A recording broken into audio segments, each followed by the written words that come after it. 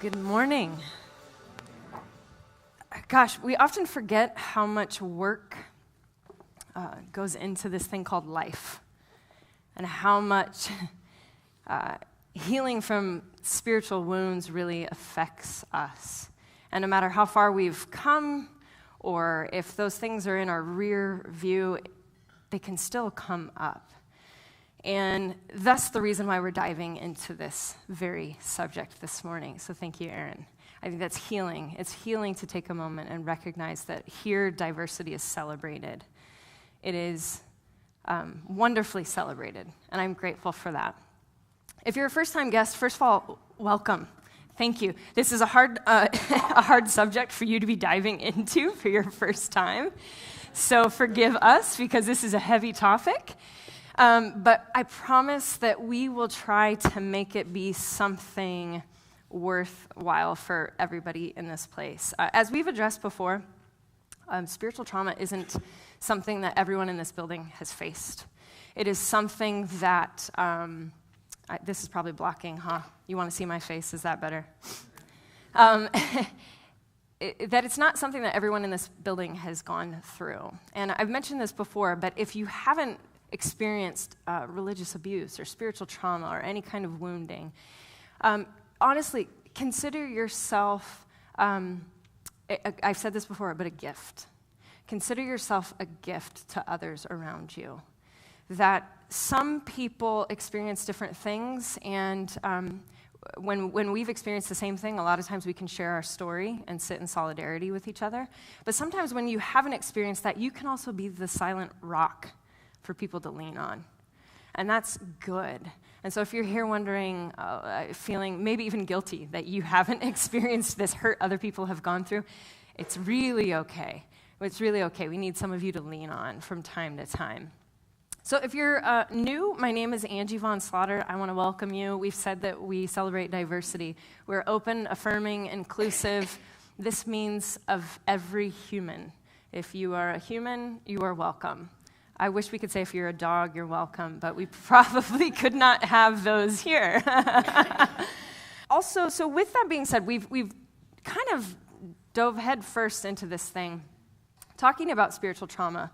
And in week 1, we identified roughly what spiritual trauma is, and it looks different for each person. But with that will come a lot of different unexpected things, like triggers, PTSD, some anxiety. There's a lot of different things that manifest themselves in different ways and can really start to affect our spiritual life. And rightly so. That's the place of wounding. So we discussed those things, but then we also have identified ways that we need to focus on a healing path. And that healing path is healing the image of God, healing the image of self, and healing the image of others. Now, I mentioned this before, but first and foremost, this isn't necessarily a chronological order. Some people might find they need to remove themselves from God and a faith community in order to find healing in self first. And to be honest, I think I was one of those, that I had to really work on me first before I could get into this other thing called spirituality. For other people, it's different. They really need to reconcile some other things in their life first and then come back to themselves. And because spiritual wounds are so complex, because it's usually done in a faith community, or in some cases maybe a family system of faith believers, it's really complex. It's layered with others, with yourself, with God, and it really creates this kind of chaotic mess, which is why we kind of almost like an onion have to peel away the layers to slowly reveal the wound and start healing. Now, I think last week Aaron did a wonderful job, and it cracked me up because he said he felt like he was completely unqualified, and he blew most of us away. And I think that's because he highlighted something that is fascinating, which is this idea that God and our views of God evolve. And we've been given this context a lot of times that God is the same yesterday and forever.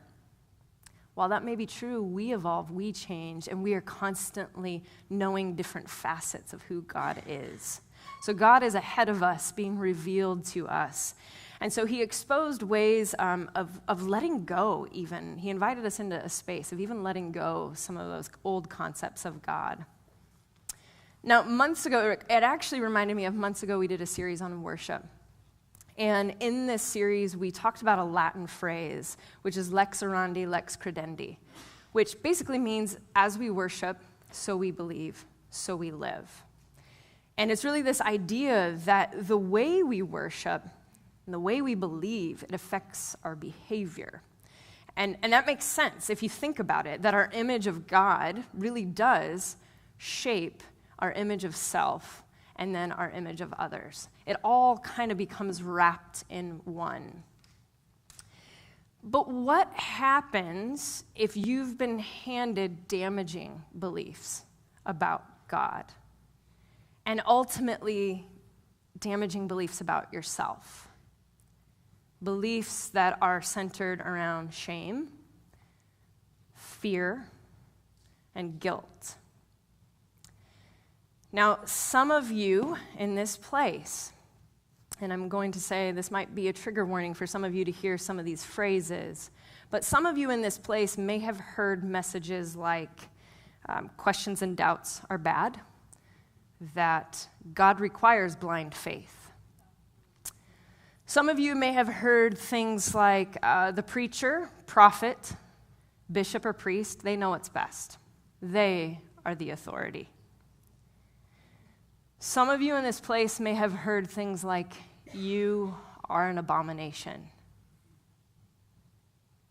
Or your illness is because of your own unresolved sin. Or you're a sinner because of fill in the blank, X, Y, and Z, and the whole alphabet. Your financial stress is because you weren't tithing enough.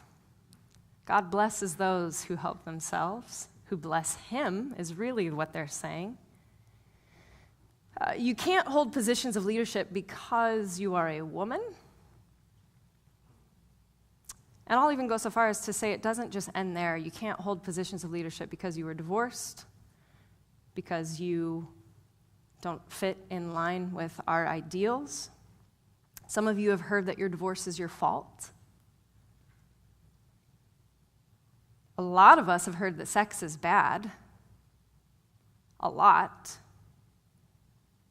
And I'm going to guess that many of you heard that you're going to hell.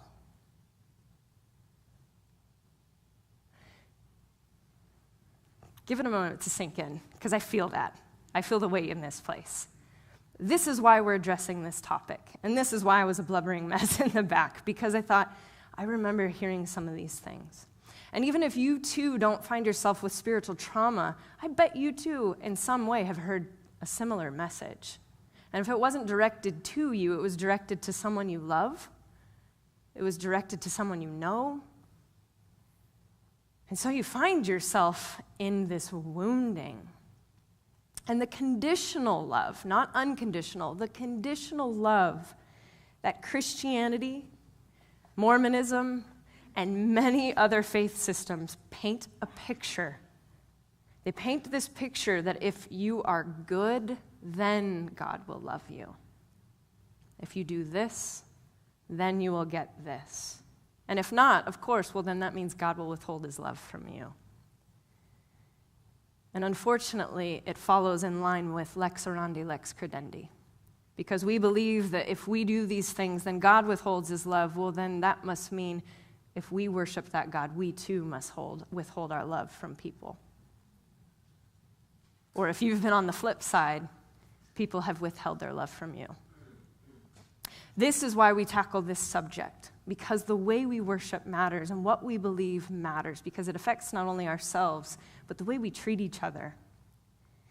Because the doctrine of total depravity, birthed out of original sin, it's led many to believe that they were inherently bad. Inherently bad and destined for eternal punishment and separation from God. While I feel like I could do a whole series on this topic alone, we'll skim past this and leave that I think this alone is what often is the result or the motivator behind a lot of these woundings. It's this, you are inherently bad and God is waiting to punish you. And can you blame people from feeling that when they've heard messages of the flood, hell, human sacrifice. I mean, where does the list end? When they've heard it in such a damaging way, a literal way, this points to an angry God, which in my opinion kind of resembles more a god like Zeus with a thunderbolt ready to strike, and a lot less like a loving divine spirit. An angry God creates angry people. But if we pull back that mask, behind the anger, it's really just fear and shame. An angry God really creates fear and shame. And it really becomes like God is your abuser. Or like a case of Stockholm Syndrome, where you start to develop this weird and sick, twisted relationship with your kidnapper. Oftentimes, I look back and I think how some faith traditions, not all, but some faith traditions can paint God in this way. Angry. Oh, what is that, Bruce Almighty? Smitey, you're holy smiter. Like, you know what I mean? Like this, you're going to smite me at any moment, but yet I'm supposed to love you and worship you. I'm getting mixed signals here. I'm terrified of you, but I want to love you. But yet there's this thing in me that has sensed something sweet and true and divine and holy. And what is that? That is good. But why is it laced with all this other stuff? And so we end up with this weird, twisted relationship with God. The messages we hear about ourselves affect the way we live and also affect the way we see ourselves. And when we're rejected by God's people, we feel rejected by God. It's almost hard to separate the two. It becomes confusing. You can't figure out, is this God's voice or is this their voice or is this my own internal voice? Some of you may have even heard words like you're deceived. Can you see how that plays this weird twist, this game on your mind? These messages not only create the initial wounding, but they end up like a really bad song stuck on repeat, almost like when your alarm clock goes off and it's like Nickelback. No offense if you love Nickelback. And it's just like again, and you can't get it to stop.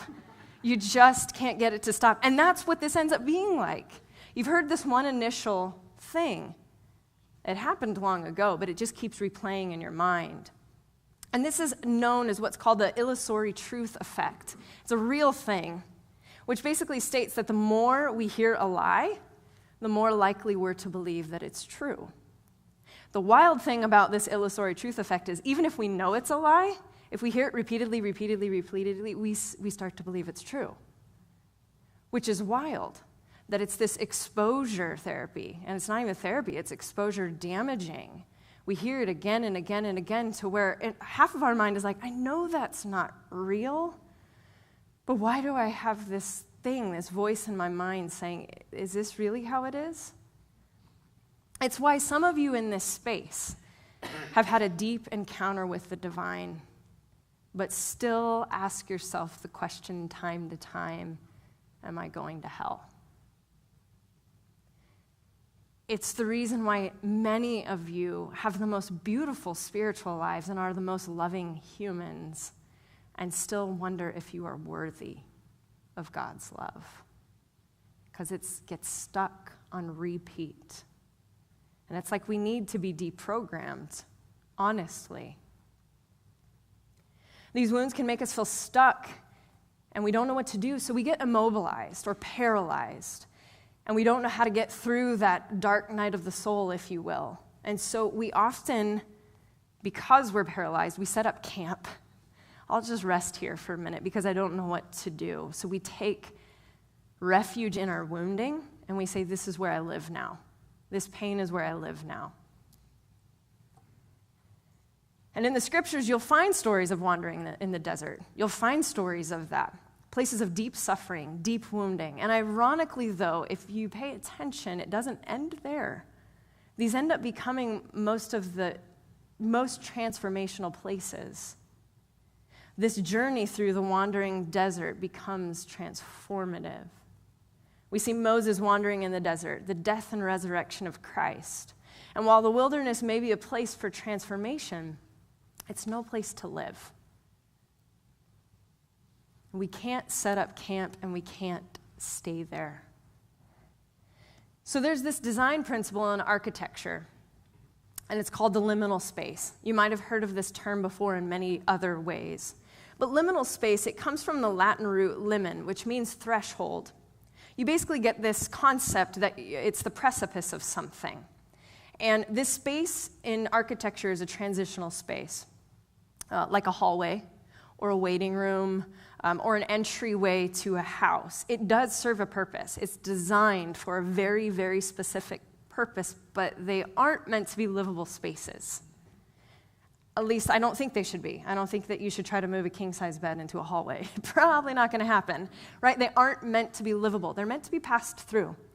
It's also why I might add why this building feels so weird for some people to come into, because there's not a good transitional liminal space.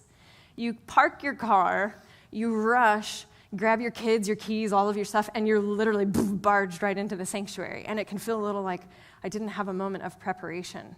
I didn't have this moment of, okay, take a deep breath. Okay, now we're in this sacred space. Liminal spaces are important. You need them in architecture. And in anthropology, this phrase, liminal space, if I can say it correctly, it signifies a different kind of threshold, a place between what was and what is. The imagery is so great when you think of architecture and an actual I can't say that word either. I'm not gonna. Is someone going to try for me? Yep. Howard gets the prize this morning. Thank you. I think my brain is still half asleep. But it's a place between what was and what is, a place of something that you left behind. But here's the key with liminal space. Sometimes you don't know what's ahead. Have you ever been into a house like a home tour? You go down a hall. You know something's coming, probably a bedroom, probably something, but you don't know what that space looks like yet. So you're just walking. And that's sort of what this can feel like. It's like you don't quite know what's next. Something's ahead, but what does it look like? And liminal space is like if you were a caterpillar, this would be the chrysalis stage, right? This would be, and if you know anything about metamorphosis, this is the gruesome, ugly, painful part of metamorphosis. So you're not quite this caterpillar anymore. You're not quite a butterfly. You're in between shedding your skin, changing, molting, turning into something new. And as much as you want to rush the process, you can't. It just happens. It just happens. Liminal spaces, if we let them, we can acknowledge that these spaces actually cause suffering. And I often wonder if they're meant to cause suffering. Not that God himself is causing that suffering, but this space opens you up to growth. They give us an opportunity to transition, to heal, to learn, to grow. But sometimes we can't move from our past because we're too busy carrying the baggage from the old. And it gets heavy, and it gets hard, and it gets tired. Because we're bringing old tools, in essence. Old tools, old beliefs, old ideas of self into new territory. And so this may require us to set some things down in order to make way for something new. Just like the caterpillar. You can't hold on to your discombobulated body part while trying to become this beautiful flying creature. You eventually have to let them go. And it'll take time, but you eventually have to shed that and let that go. And it's hard, but once you acknowledge the pain and you acknowledge the wound, sometimes you might find that letting go is the best way to move forward.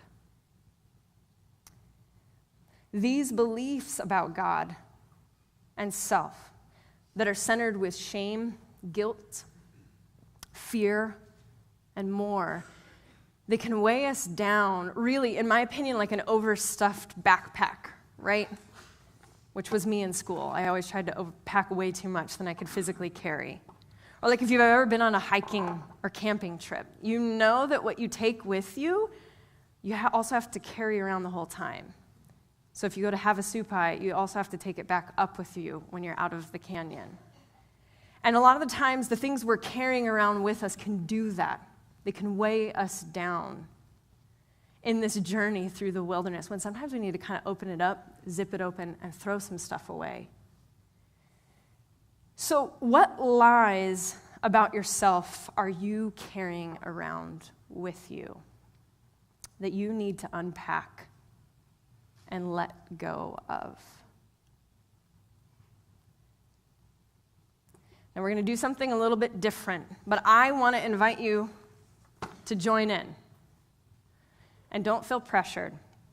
But if you are willing and you are vulnerable and you would like to share, I want to open up this space for a few minutes, and I want to just ask that if you're willing, what's a word or phrase that you would like to let go of today?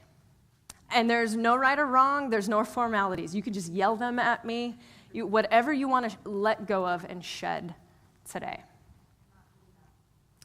Not good enough?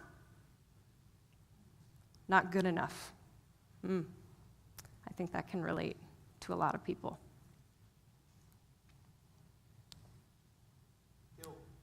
Guilt.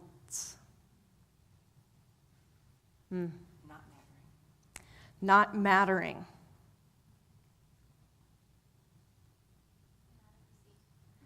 Inadequacy.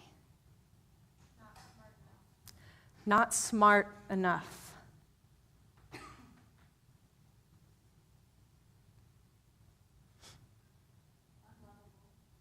Unlovable.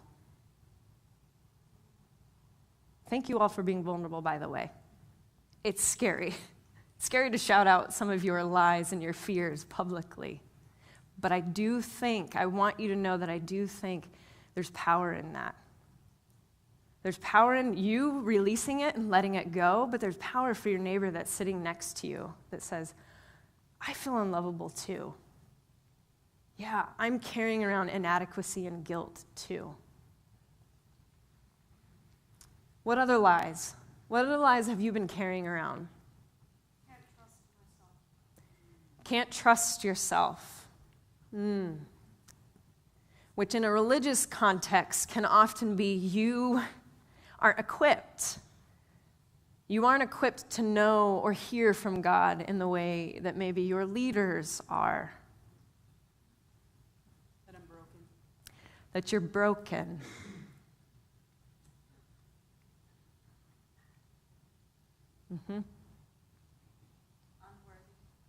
Unworthy.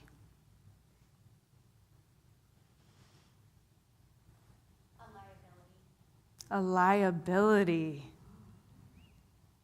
That's good. Incapable.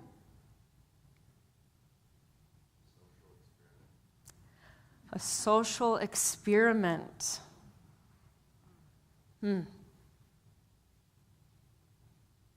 Yeah, we could probably unpack that a lot. Yep. Inconvenient. Dangerous. Hateful. Tolerated.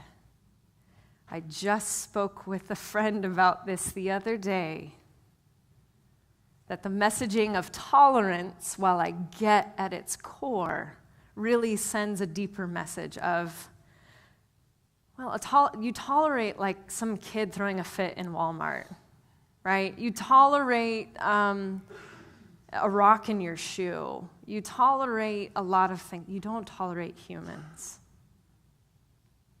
We may disagree. We don't have to see eye to eye, but tolerance is like you have to put up with me.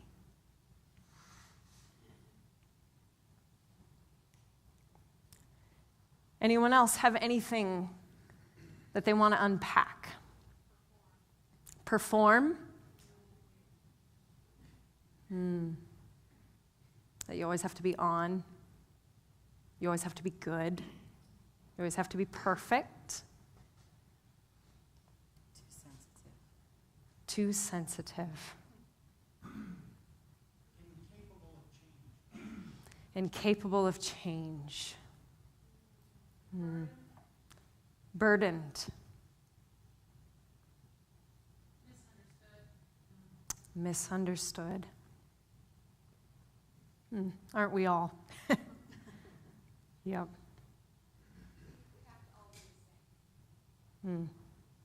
We are all the same. This is true.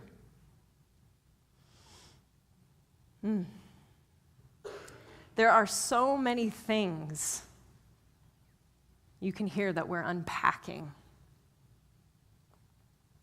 I don't know if we took time and maybe opened up a bottle of wine, sat down and let it all go, things would start to flow even more. Am I right? That's my version of communion.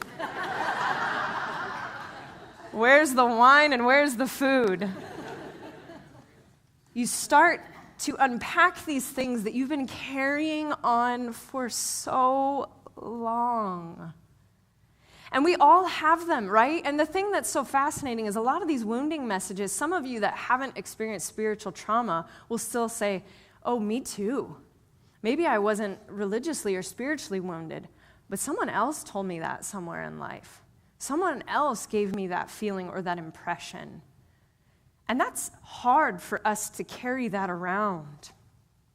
In the words of Thich Nhat Hanh, people have a hard time letting go of their suffering out of fear of the unknown. They prefer something that is familiar. And I often wonder if this is why we stay in these liminal spaces, because we're terrified of what's coming next. And I think a lot of this is actually quite parallel to those that are going through faith deconstruction.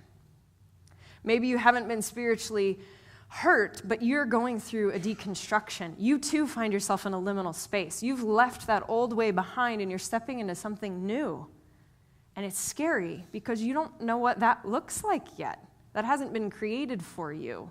It's the unknown. And so sometimes staying in that suffering is comforting. And when we're wounded, we tend to hold on to those wounds instead of letting them be transformative scars that really tell a healing story. In the book of John, chapter 20, we read the story of the crucified and resurrected Jesus, who reveals himself by his wounds. All of Jesus' disciples, minus one, named Thomas, they gathered in a locked room, and Jesus appeared to them, and he says, "Peace be with you." And then the first thing he does is he proceeds to show his wounds. So Thomas, who wasn't there when he got caught up to speed on what had happened and what he missed out on, Thomas is basically like, I'll believe it when I see it. As I would too. Right, I'll believe it when I see it. And he responds with, unless I see the nail marks in his hands and put the finger to the marks of his nails and put my hand to his side, I will never believe. So then 8 days later, Jesus appears again to the disciples. But this time, Thomas is present. Jesus again says, "Peace be with you." And this time, I imagine he looks directly at Thomas, a knowing of his heart. And he says, "Put your finger here. Look at my hands. Take your hand and put it to my side. Don't continue to doubt, but believe." And we often hear of Thomas as being this doubting skeptic that just needs to shut up and fall in line. That's the story I've heard often. But I find it interesting that Jesus appears resurrected and new, but he still has his scars. Why? Why is that even important? If you're resurrected and new, why not just have an all-new body with new healing, no scars? And I often wonder if it wasn't proof that Thomas was looking for. But I often wonder if it was rather in Christ, if he was looking for hope, for solidarity and humanity. Like, show me your scars. I need to see it. Scars that whispered, I have suffered too. Scars that told a transformative story of an awful, painful journey through the liminal space. Brennan Manning, who's a wonderful author, says this. He says, if we conceal our wounds out of fear and shame, our inner darkness can neither be illuminated nor become a light for others. We've talked about the wounded healer, and that is exactly what that's pointed to. Resurrection and transformation, it can require some form of death and letting go. A certain shedding of an old false self, if you will, in order to step into a true God-given self.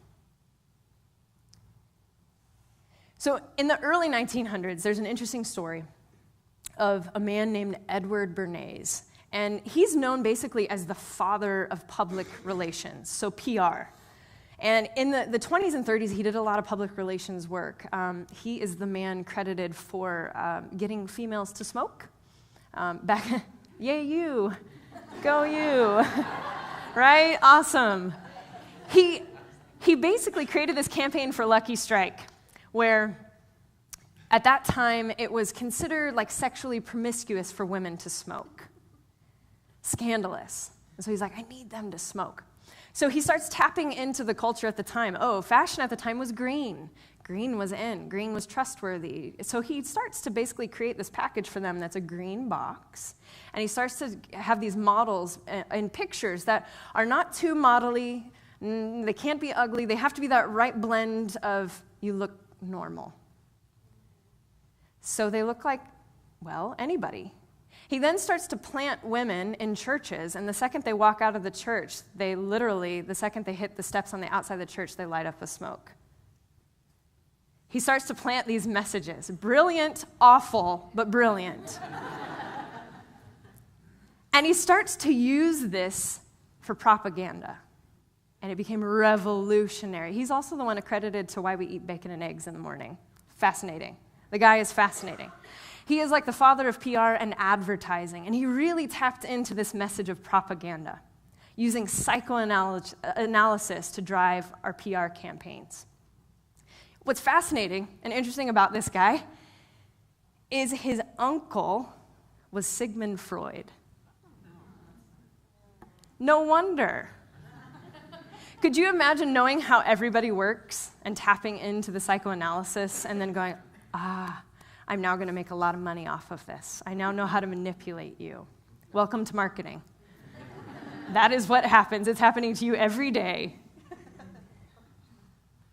And this is what happens, but Edward Bernays makes an interesting statement. If you're like, where did that story come from? That was out of left field. It does connect, I swear. Edward Bernays makes an interesting statement, and he said, the human being is a herd animal. Man is fearful of solitude. He is more sensitive to the voice of the herd than to any other. It says Brennan Manning, that is not true. Edward Bernays. He taps into this concept that he knows that we are communal, that we need each other, that what we think about each other actually is deeply important and influential. This is why when wounds happen at the hands of faith communities and faith systems and relationships, it hurts. It affects us deeply. Bernays, he understood that humans have a deep need to belong. A deep need to belong, and that there was power in controlling the messaging to the masses. He even wrote a book where he suggested that those who manipulated society were basically, in essence, the invisible government ruling the power of the country.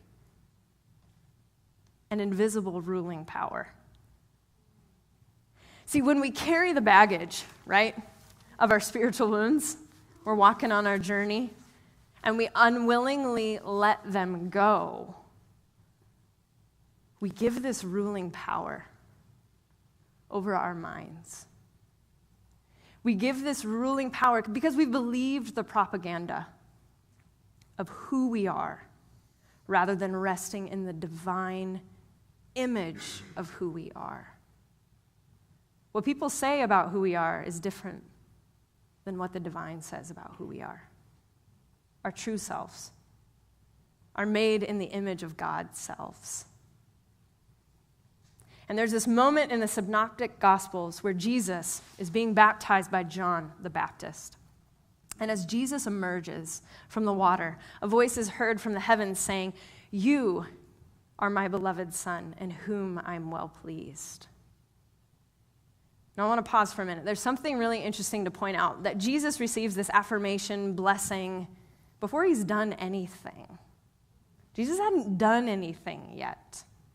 So if you were a modern-day Christian, you hadn't done anything to deserve this or earn this. He hadn't preached yet. He hadn't performed miracles. He wasn't the risen Savior. He was just Jesus. He was simply just Jesus. And yet, what does the divine say to him? "You are my beloved, in whom I'm well pleased." And I have to be honest, it was this very thought that began to heal me in my own faith journey. I heard messages similar to a lot of what you people are shouting out this morning: unworthy, unloved, deceived, harmful, blah, blah, blah. You fill in the blank. And I remember having this moment of just meltdown, crying, tears. And I remember asking God, whoever I thought God was, "Who do you say I am? Who do you say I am? I know what they say about me. I know what propaganda says about me. I know what the lies say about me. Who do you say I am?" And in my own way, and in my own weird version of this, I too felt like I had a voice from the heavens within that said, "You're my beloved, in whom I'm well pleased." And as you travel through life's liminal spaces, may you know above all that you're loved. And you might know it, but you might not know it yet, because you still have this tape deck playing something else. And so we have to replace those lies that have been exposed again and again with truths again and again and again. It's why you might hear every week that you hear, "You're safe, you're loved, this is inclusive, we appreciate you, we celebrate you." We want that to sink in. If the musicians could come at this time, I want to do something a little different that might not feel so churchy, and I actually think that's probably good for some of you. I want to take a time where you guys can get comfortable, and we had a wonderful prayer with Aaron, and I think we're going to do a moment of meditation together, and it'll be guided. And if you've never done this, you might be going, "What are you talking about?" It's okay. You can sit, get comfortable, and listen. And we want to practice together the art of letting this go.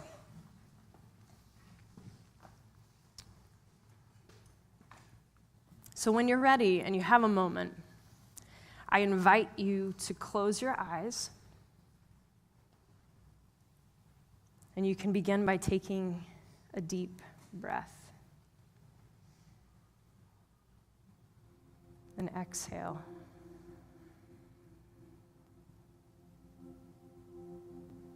Let's take a deep breath again. And we'll exhale. Take a moment to pause and notice your thoughts and your emotions.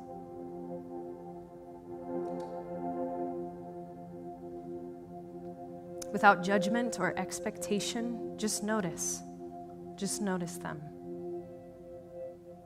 It's so easy to get lost in negative thoughts and self-doubt. And our inner critic sometimes can be the loudest voice we hear. But who shaped these thoughts? These negative thoughts, these critical thoughts? Are those from the divine? Do we believe that these messages are from God? Are those from self? Or are those from others? Now I want you to do something a little different. And I want you to imagine you're in a safe space. A space of healing. And visualizing sometimes can be the best way. I want you to imagine that you are in a blooming garden, or maybe even an open field. Free from fear, free from pain, just resting in peace and safety and goodness. A place with no expectations and no outside judgment. A place calm and serene. This space is a space where you can unpack the pain you've been carrying around with you. Now visualize a backpack full of words. These words represent your spiritual trauma, your spiritual hang-ups. Notice the weight of it. It's heavy.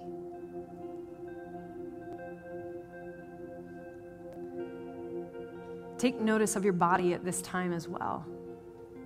What are you feeling? Do you feel heavy? Do you feel tightness? Do you feel unsettled?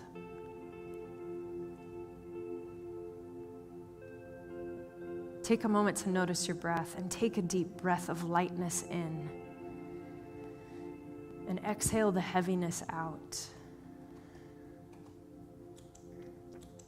Take these hurts one by one and slowly release them, letting them go. Take those words of propaganda, of lies, and let them go.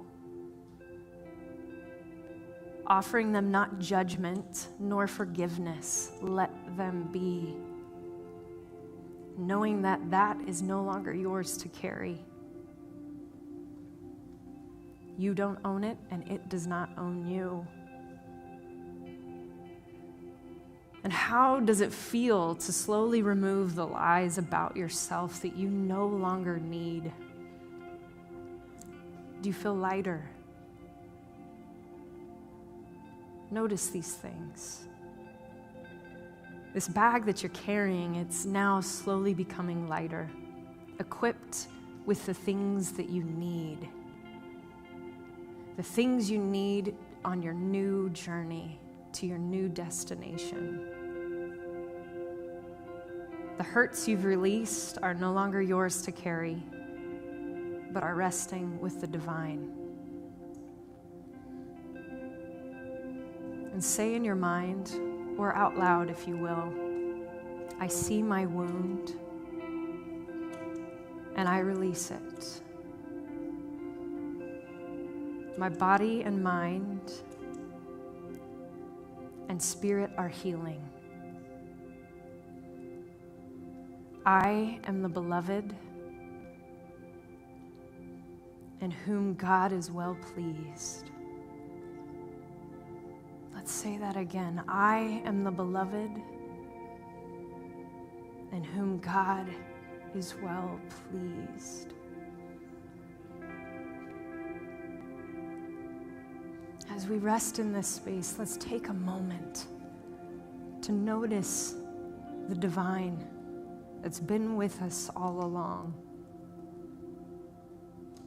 And notice that we can unpack these things and rest them for God to carry, to be healed, to be whole. God, we thank you for each other. We thank you for this community. May we rest in knowing that we are the beloved in whom you are well pleased. May we rest in the healing of knowing that these messages can be replaced with hope and love. With hope, love, worthiness,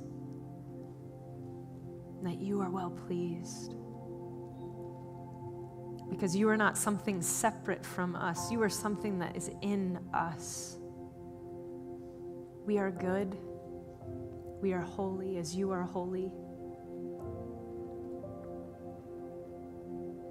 I am the beloved in whom you are well pleased.